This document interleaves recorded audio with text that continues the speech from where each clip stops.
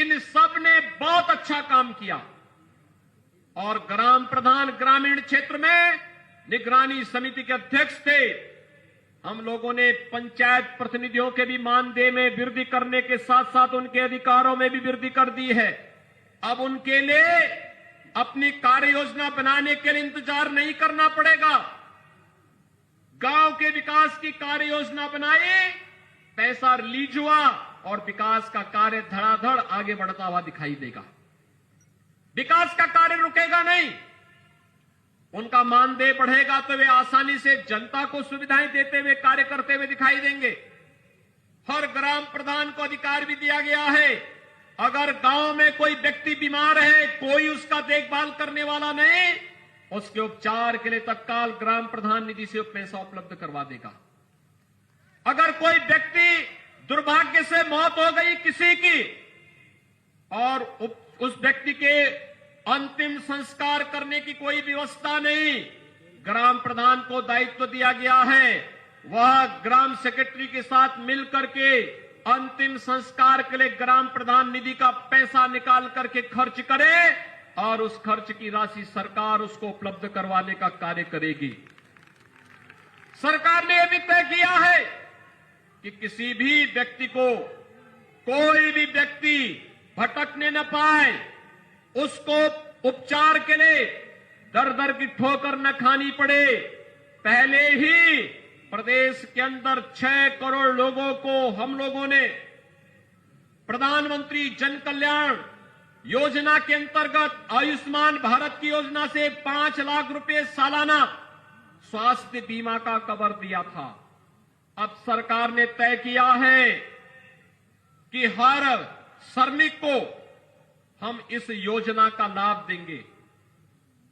यानी उन 6 करोड़ लोगों के साथ साथ 3.5 करोड़ श्रमिक भी इस योजना के साथ जुड़ेंगे और सरकार आने वाले समय में आंगनवाड़ी, आशा वर्कर, एएनएम, रसोइया और जितने भी हमारे अन्य श्रमिक होंगे, स्ट्रीट वेंडर होंगे, इन सबको इस योजना के साथ जोड़ करके कोई भी व्यक्ति उपचार के लिए भटकेगा नहीं।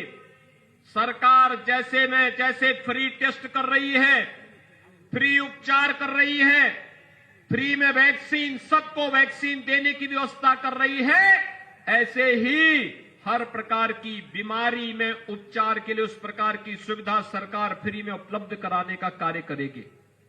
भाइयों बहनों, सोनभद्र और आसपास के जनपदों में पेयजल का संकट सदैव होता था। आज यहां पर हर घर नल की योजना प्रभावी ढंग से लागू हो चुकी है।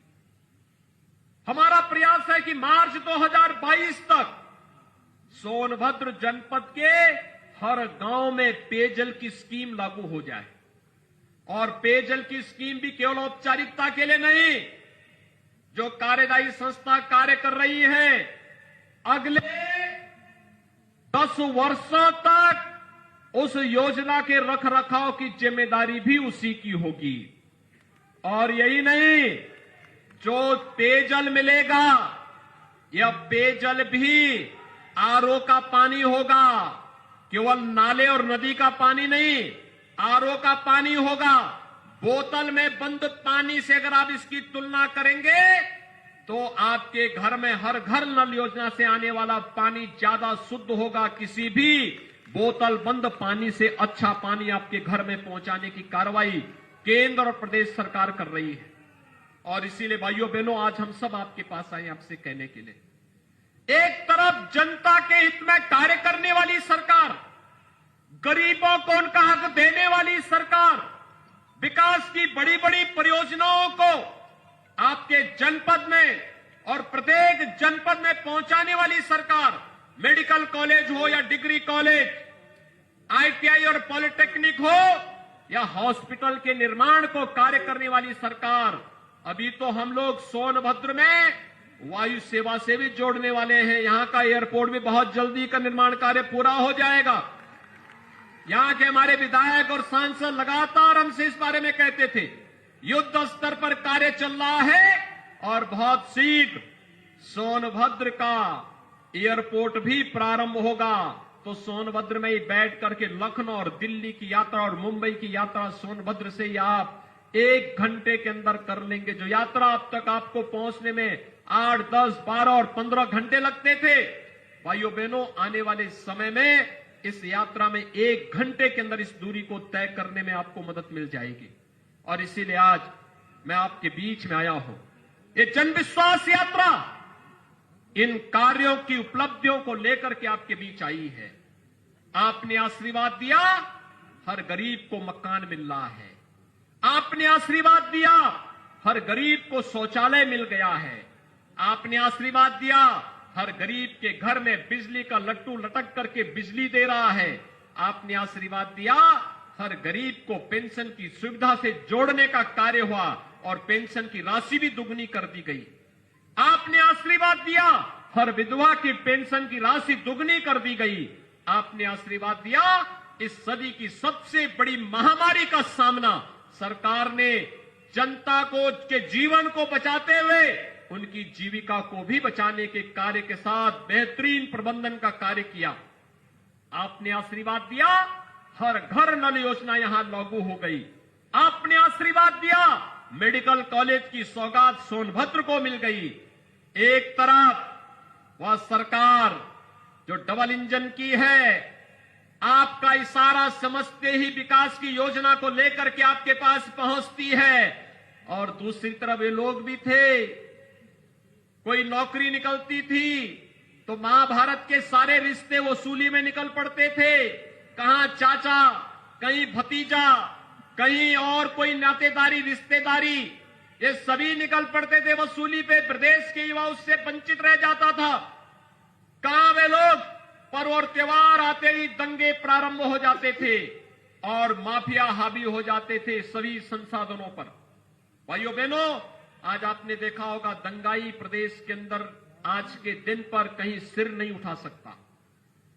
कोई दंगाई प्रदेश के अंदर सिर नहीं उठा सकता।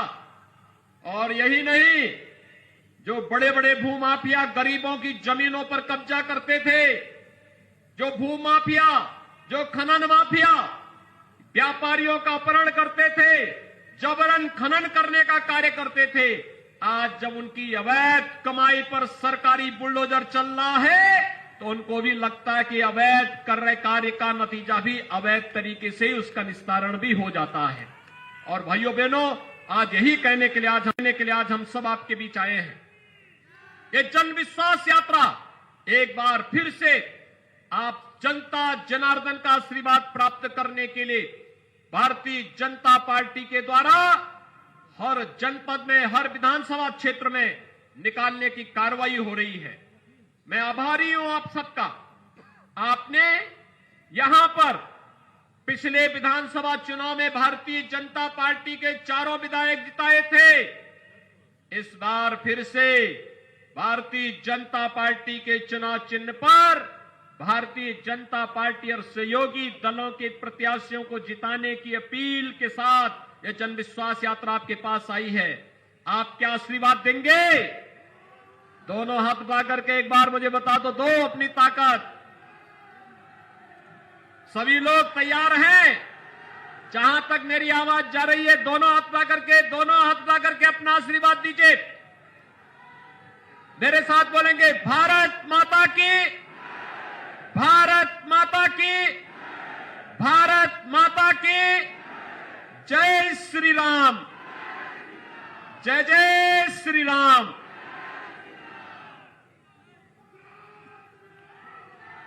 बहुत बहुत धन्यवाद।